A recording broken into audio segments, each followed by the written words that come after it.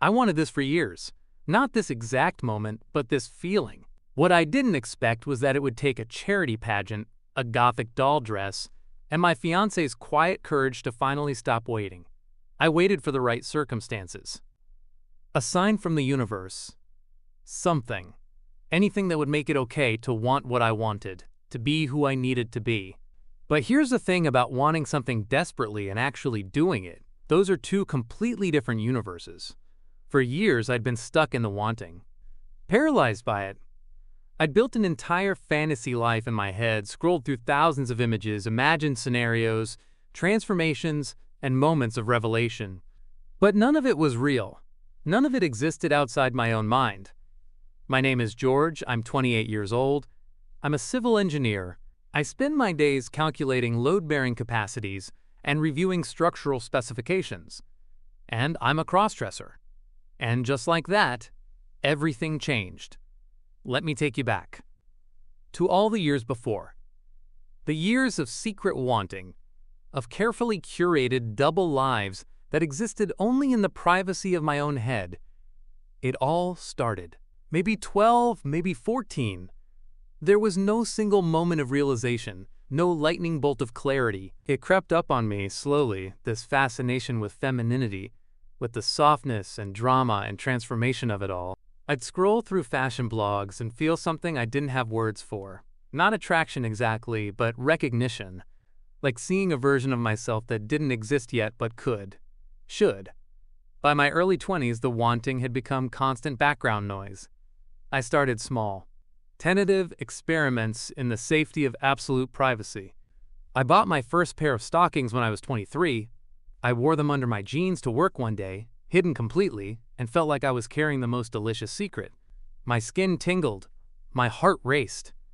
I felt more alive in those 8 hours than I had in months. The experiments continued. A skirt purchased online and delivered to my apartment when I knew I'd be home alone. Nail polish, quickly removed. A wig that spent most of its time hidden in the back of my closet. Each new piece felt like both progress and proof of me. The fear had layers. It wasn't just one thing I was afraid of. It was everything, all at once. What if I looked ridiculous? What if people laughed? What if I wasn't brave enough to handle it? The truth I couldn't admit to myself back then was simple. It wasn't that I couldn't do it. It was that I was terrified of trying and failing, of wanting something so desperately and discovering I couldn't have it. So I waited, and convinced myself I was being patient, being smart, being careful, when really I was just being scared. I met Margaret when I was 25. She was a graphic designer, whip-smart and effortlessly cool, with this dry sense of humor that made me laugh until my stomach hurt. We met at a coffee shop, cliché, and somehow we ended up talking for 3 hours about everything and nothing. We started dating. And for the first 6 months, I kept my secret exactly that, secret. I told myself I was protecting the relationship, that it was too early to reveal this part of myself, that I needed to establish trust first. But honestly, I was just scared. Scared she'd leave, scared she'd judge me, scared she'd see me differently. Then one evening, about 6 months in, Margaret was using my laptop to look something up while hers was charging. I was in the kitchen making dinner, and she called out, voice carefully neutral. "George, can you come here for a second?" My stomach dropped. I knew, somehow, before I even walked into the living room, I knew what she'd found. She'd stumbled onto my Pinterest board, the one I thought was private, the one filled with transformation photos and makeup tutorials and cross-dressing inspiration and gender-bending fashion, hundreds of pins, years of secret curating.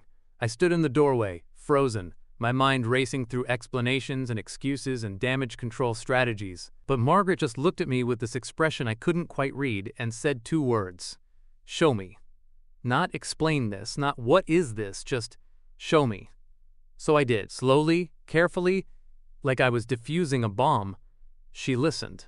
Didn't interrupt, didn't judge, just listened with this focused attention that made me feel seen in a way I'd never experienced before. When I finished, she was quiet for a long moment. Then she said, "So show me." Not the Pinterest board, you. Show me what you look like. I was shaking. Actually trembling. But I went to my bedroom, put on the skirt I owned, the wig, some hastily applied makeup. I looked terrible. I had no idea what I was doing. But when I walked back into the living room, Margaret's face lit up.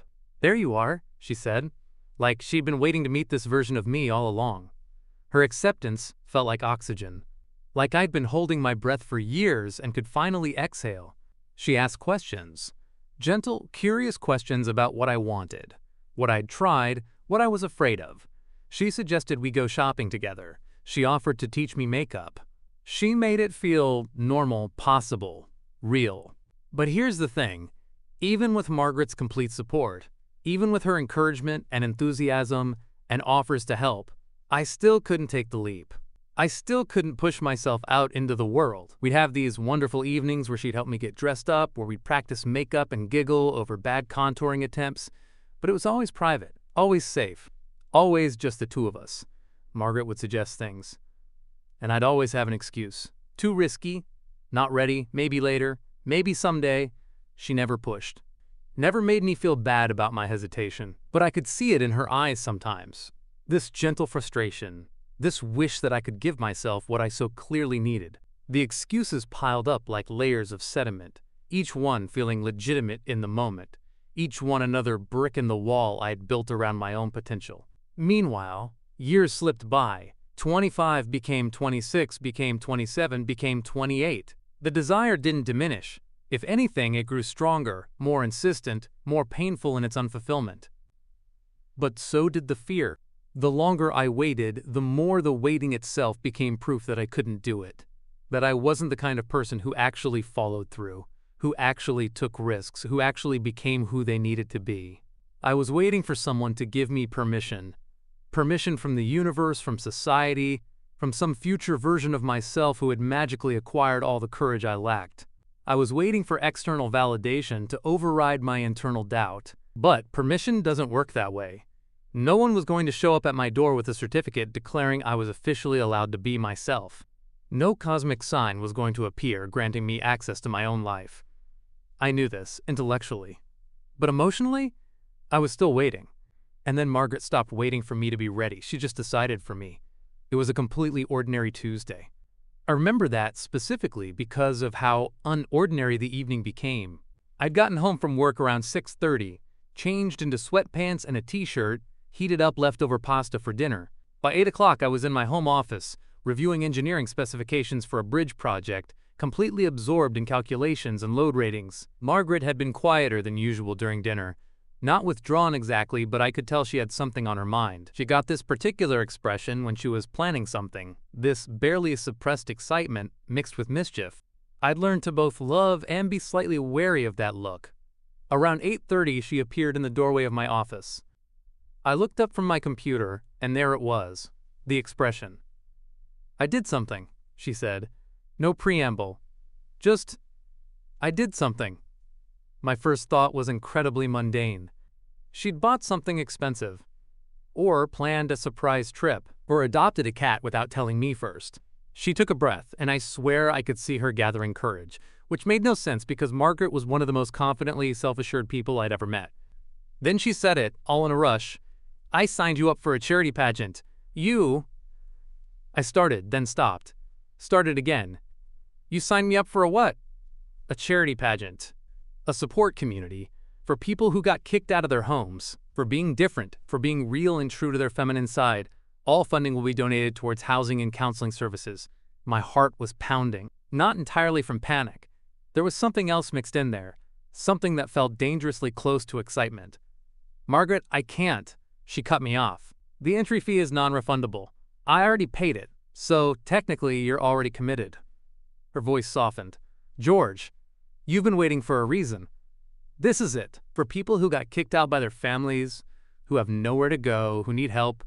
That's your reason. If you can't do it for yourself yet, do it for them." The logic was absolutely infuriating and completely perfect. She knew me too well. Knew I could push past my own fear if I had a purpose beyond myself. A reason that felt important enough to justify the risk. 3 weeks? I said weakly. 3 weeks. I can't pull this off. I don't know how to. "Which is why," she said, disappearing from the doorway, "I got you this." She came back carrying a large black garment bag, The kind expensive dresses come in from boutiques. She laid it carefully across my desk, pushing aside my engineering notes and calculator. "Open it," she said. My hands were literally trembling as I reached for the zipper.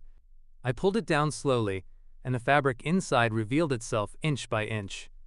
Pink, black, tulle and satin and delicate lace. A corset bodice, structured and dramatic. A full skirt with layers of tulle in pink and black stripes. Gothic and sweet at the same time, dark and romantic. Exactly the kind of aesthetic I'd pinned hundreds of times on my secret Pinterest boards. The dress was stunning, more than stunning. It was perfect. It was everything I'd imagined but never thought I'd actually get to wear. I pulled the dress out of the bag fully, held it up. The fabric was heavier than I expected, quality material with real boning in the corset. This wasn't a cheap costume. This was a real dress, made for someone to really wear, to really be seen in. The dress wasn't just clothing, it was a declaration and a deadline. It was Margaret saying, "I believe in you, even when you don't believe in yourself." It was her giving me not just permission, but a deadline, a concrete reason, an escape hatch from the endless cycle of someday. "I don't know if I can do this," I whispered.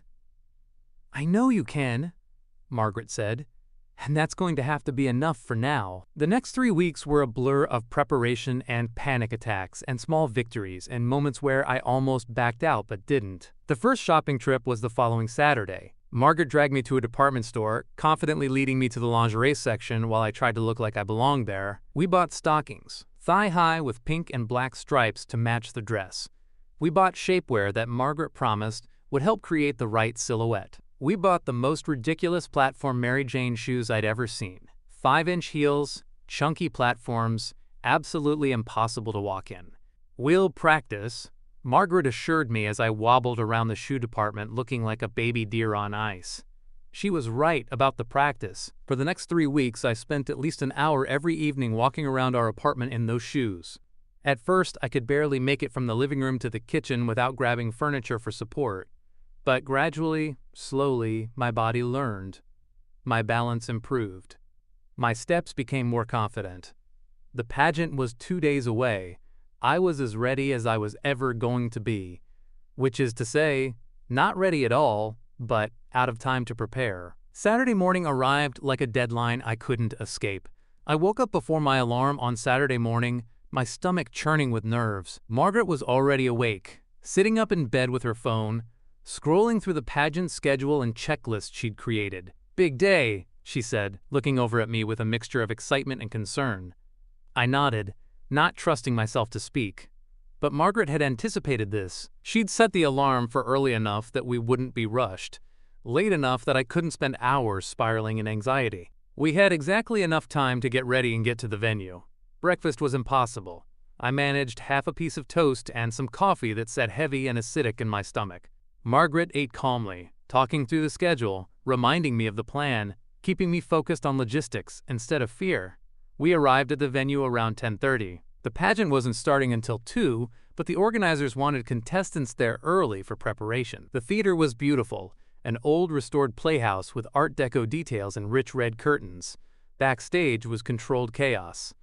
Other contestants were arriving, carrying garment bags and makeup cases, their faces showing the same mixture of nerves and excitement I felt. I recognized some of them from the group chat. Marcus, the Catwoman, gave me a friendly wave. James, the police officer, was already setting up a portable makeup station in one of the dressing rooms. Everyone was still in guy mode, jeans and t-shirts, nervous smiles, regular faces not yet transformed. The organizer, a woman named Patricia who'd been running this event for 12 years, gathered all of us for a quick welcome speech. "Thank you all for being here. Thank you for your courage, your time, your willingness to help. All funds go directly to emergency housing, counseling, legal aid, and support services for youth in crisis.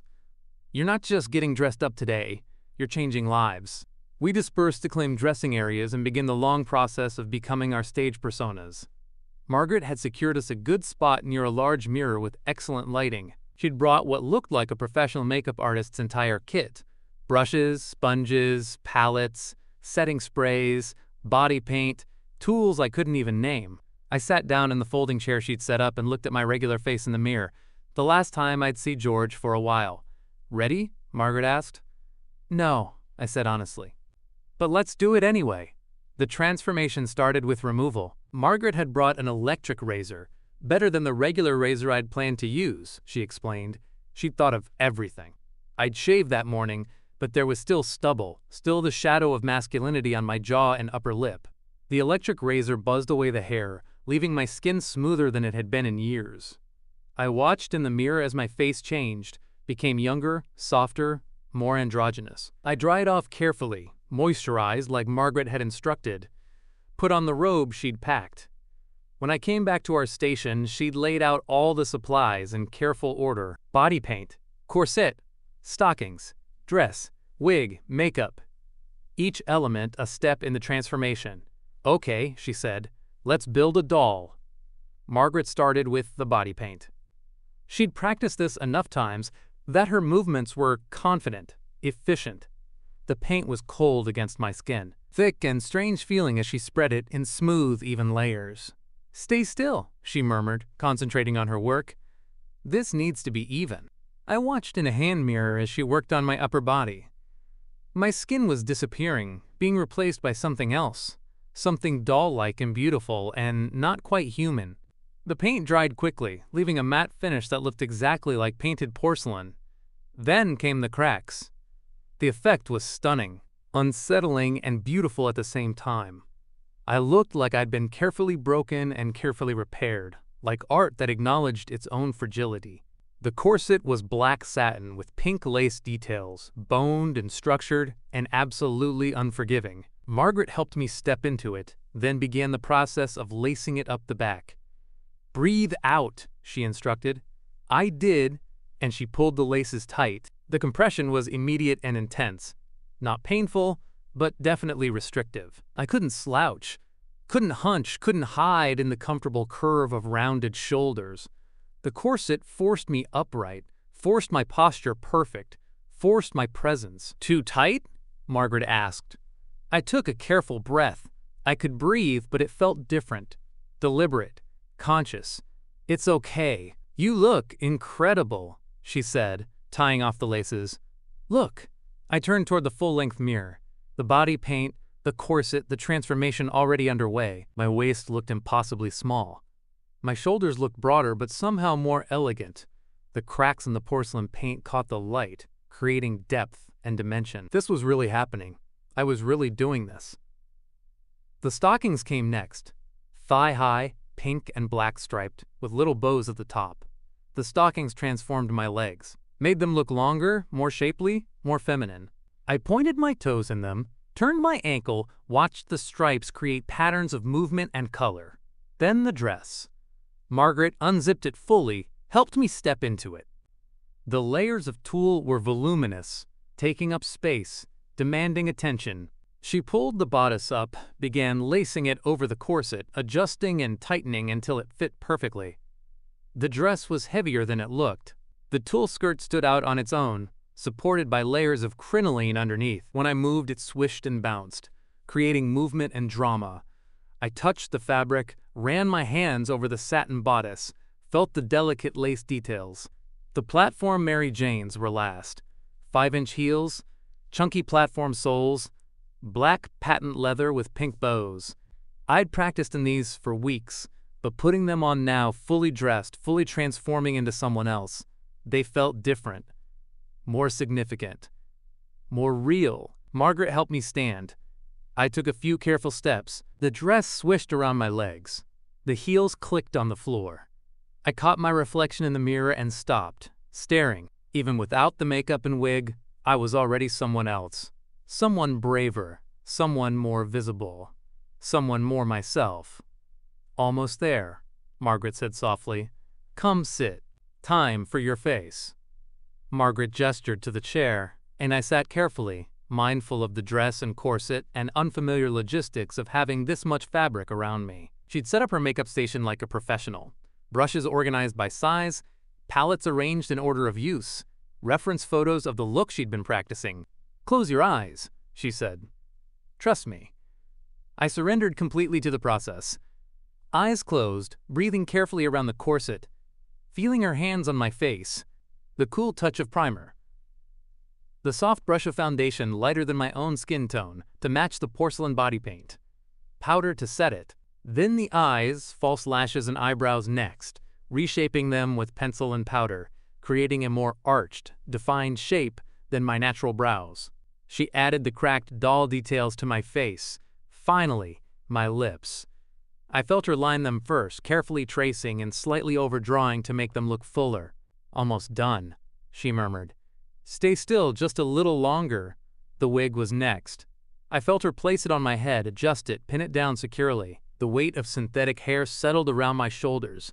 She arranged the pigtails, positioned the dark bows, used more pins to secure everything in place. Then, silence. Margaret stepping back. A long pause while she examined her work. "Okay," she finally said, her voice slightly choked with emotion. "Open your eyes." I opened them, and saw myself completely transformed. The face in the mirror wasn't George, wasn't the engineer who calculated load-bearing capacities and reviewed structural specifications, wasn't the man who'd spent years hiding and waiting and making excuses. The face in the mirror was the Gothic doll, pale porcelain skin delicately cracked, dark dramatic eyes framed by long lashes, perfectly shaped brows, soft pink lips, pink pigtails with black bows. The whole effect was haunting and beautiful and powerful and vulnerable all at once. I couldn't look away from the mirror. This person staring back. She was everything I'd imagined but never believed I could actually be. She was bold and visible and undeniably present. She demanded attention, claimed space, refused to hide. I stood up carefully. The full effect in the mirror. The dress, the makeup, the hair, the entire transformation. The Gothic doll looked back at me, tilted her head slightly, smiled a small, uncertain smile. I felt something I'd never felt before in my entire life. I felt ready. The dressing area had transformed over the past few hours. What had been a space of nervous guys in jeans was now a chaotic celebration of fully realized drag and cross-dressing personas. The energy was electric. Marcus had become Catwoman. Sleek black bodysuit, perfect whiskers, confidence radiating from every movement.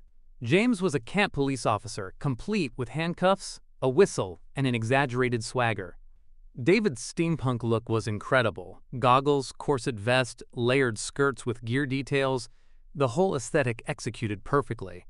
There was a witch with a pointed hat and dramatic makeup. A mermaid somehow managing to walk in a tail skirt. A southern belle with a hoop skirt that took up half the dressing room. A vampire with fangs and theatrical blood. Each person had gone all out, creating these complete characters that were part costume, part performance art, part personal revelation. We circulated among each other, offering compliments, asking about makeup techniques, sharing last-minute nerves and excitement. The atmosphere was supportive in a way I hadn't expected. No competition, no judgment, just this sense of being in it together, all of us having said yes to something terrifying and transformative. Richard, the man whose nephew had been kicked out, pulled me aside. His look was elegant, a floor-length evening gown, subtle makeup, pearls, very classic, very dignified. "First time?" he asked. I nodded. "Me too," he admitted. "I'm doing this for my nephew Jake. He's 17 now, living with his boyfriend's family. His dad, my brother, kicked him out, just threw his clothes on the lawn and told him to never come back." "I'm so sorry," I said, meaning it. Around us, other contestants were sharing similar stories. This wasn't just a pageant. It was an act of solidarity, of resistance, of love in action. Patricia, the organizer, appeared with a clipboard and a warm smile. 15 minutes to showtime! Let's line up backstage in entrance order!" The energy shifted immediately. This was it. No more preparation, no more practice. Time to actually do the thing we'd all been working toward. We assembled backstage in our assigned order. I was somewhere in the middle.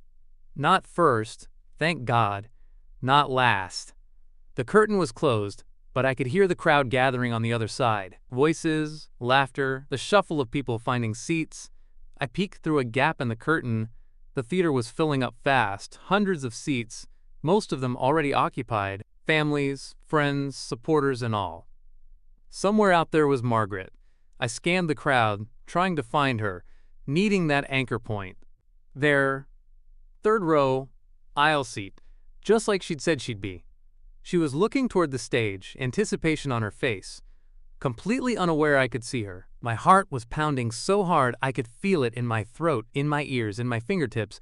The platform heels suddenly felt impossible. The corset felt perfect. The dress felt like too much fabric, too much attention, too much everything.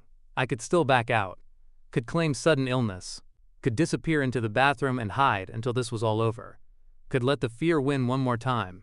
But then I thought about Richard's nephew, Jake, that needed emergency housing, about the years I'd spent waiting, the opportunities I'd let pass by, the version of myself I'd kept locked away.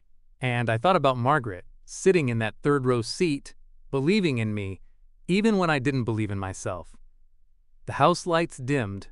The crowd noise settled into excited anticipation. Patricia took the stage to thunderous applause. Ladies and gentlemen, welcome to our 12th annual charity cross-dressing pageant. Every person you're about to see on this stage is here for one reason: to support other in crisis. The applause was deafening. The music started, upbeat, celebratory. The curtain began to open. This was it. This was really, actually, undeniably it. The first contestant walked out to huge cheers. Then the second. Then the third. Each introduction brought fresh applause, fresh energy from the crowd. I watched from backstage, my nerves racketing higher with each passing moment. They all looked incredible. They all moved with such confidence. What if I tripped? What if I looked terrible in comparison? What if... Gothic doll, someone stage whispered. You're next! No more time for what-ifs. The contestant ahead of me finished their walk, returned backstage grinning and breathless. Patricia's voice came over the sound system. And now, please welcome, the Gothic doll. The music changed, something dark and whimsical, perfect for the aesthetic Margaret had created. The spotlight found the edge of the curtain waiting for me to step into it. I took a breath, as deep as the corset would allow, and walked into the light. The spotlight was blinding. The crowd was a blur of faces and noise, but my body knew what to do. All those hours of practice in platform heels, all those evenings of Margaret coaching my walk, all that preparation took over. Small steps, hips leading, shoulders back, head up. The dress swished with each movement. The tulle caught the light, creating movement and drama. I walked down the center of the runway, focusing on the endpoint Margaret and I had practiced. Don't look down. Don't wobble. Own the space. The applause built as I moved. I could hear individual voices now. Yes! Work it! Beautiful! The support was overwhelming, genuine, enthusiastic. I reached center stage, turned to face the audience more fully. The pose Margaret had helped me practice, hand on hip, slight smile, letting the dress and the character do the work, and then I saw Margaret, right where she'd promised to be. Third row, aisle seat. She put her hands over her heart and I could read her lips. I'm so proud of you. Something released in my chest. The fear didn't disappear, but it became smaller, more manageable. I was doing it. I was actually doing it. The crowd was cheering for me, for this version of myself I'd kept hidden for so long, for the Gothic doll who'd finally stepped into the light. I completed my walk, struck my final pose, let the moment sink into my bones.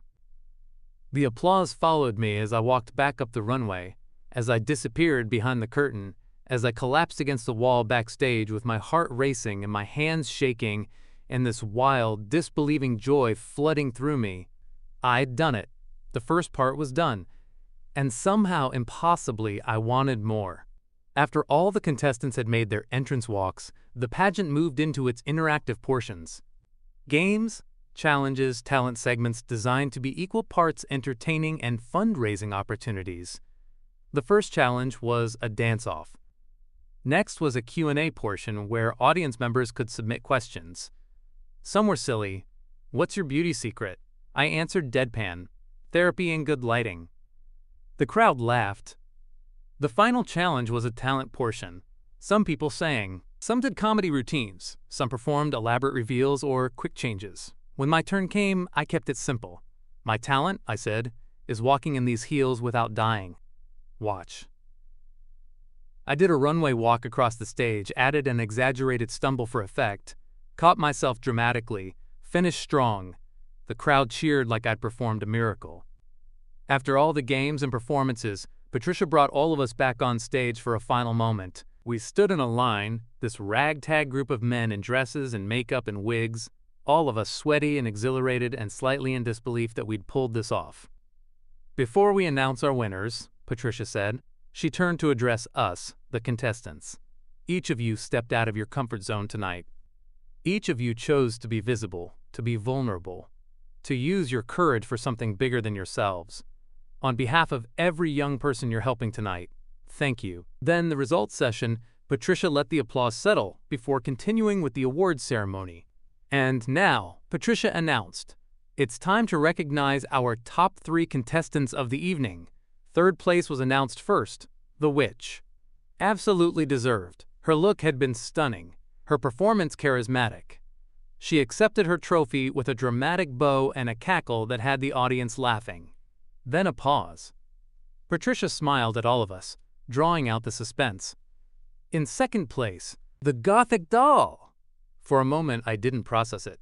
Second place. Me. I'd actually placed in this competition. The crowd erupted in cheers. The applause continued as I stood there, trophy in hand, trying to absorb this moment. I'd done it. Not just participated. I'd excelled. I'd connected with people. I'd made a difference. Margaret was standing in the third row, clapping so hard her hands had to hurt, mouthing words I couldn't quite make out but understood anyway. "I love you. I'm so proud of you. You did it." First place went to a gorgeous vampire look, and it was absolutely deserved. But standing on that stage with my second place trophy, surrounded by these incredible people who'd all chosen courage over comfort, I felt like I'd won something bigger than any competition. I'd won myself back from all those years of waiting. After the pageant officially ended, there was a reception in the theater lobby. Contestants mingled with audience members, posed for photos, celebrated the fundraising success. I was still in full costume and makeup, not ready to transform back yet, wanting to hold on to this feeling a little longer. People kept coming up to congratulate me. Richard found me near the refreshments table. "You were incredible up there," he said. "Thank you," I said, "and thank you for sharing about your nephew, for giving me perspective on why this was important." He pulled me into a hug, careful not to crush my dress. We stood there for a moment, 2 men in dresses and makeup, holding space for each other's complicated emotions and hard-won victories. Margaret eventually rescued me from the endless stream of well-wishers, insisting I needed to sit down and hydrate. We found a quiet corner of the lobby where I could collapse into a chair, the adrenaline finally starting to fade and exhaustion setting in. "How do you feel?" she asked, handing me a bottle of water. "Like I just ran a marathon," I admitted, "in 5-inch heels, while wearing a corset." I took a long moment to check in with myself. Under the exhaustion, under the lingering nervousness, there was something else, something bright and clear and undeniable. "Proud," I said. "I feel proud of myself." We finally left the theater around 11. Margaret drove while I sat in the passenger seat, trophy in my lap, watching the city lights blur past the window. We rode in comfortable silence for a while, both of us processing the evening, the emotions, the significance of what had happened. We pulled into our apartment, went upstairs, made chamomile tea, sat on our couch with the trophy on the coffee table and the dress still swishing around my legs, and the last remnants of cracked porcelain makeup still visible on my skin. We talked about the evening, the performances, the speeches, the people we'd met, and everything. We talked about what might come next. Margaret smiled and squeezed my hand. "Take your time, but not too much time. You're too good at waiting." We sat there until almost 2 in the morning, the dress gradually becoming less costume and more just clothing, the evening settling from peak experience into cherished memory. It's been 3 weeks since the pageant. The dress is hanging in my closet now, not hidden in the back, but right there where I can see it every day. The trophy sits on my desk at home, ridiculous and perfect, reminding me of what's possible when I choose courage over comfort. Looking back at all those years of waiting, all that time I spent convinced I needed perfect circumstances, perfect courage, perfect conditions. The truth is so much simpler and so much harder. I just needed to start. To take one step, to say yes instead of someday. Margaret and I talk about it sometimes, about the transformation that night represented.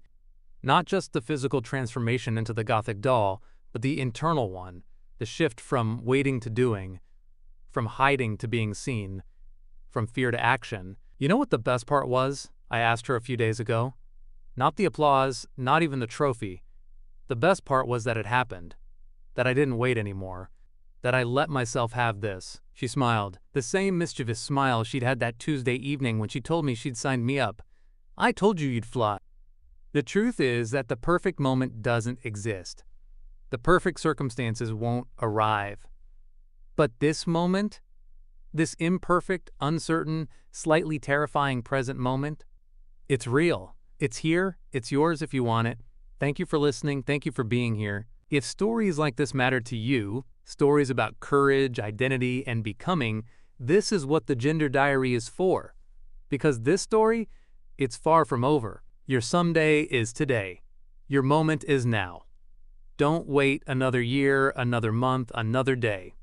Until next time.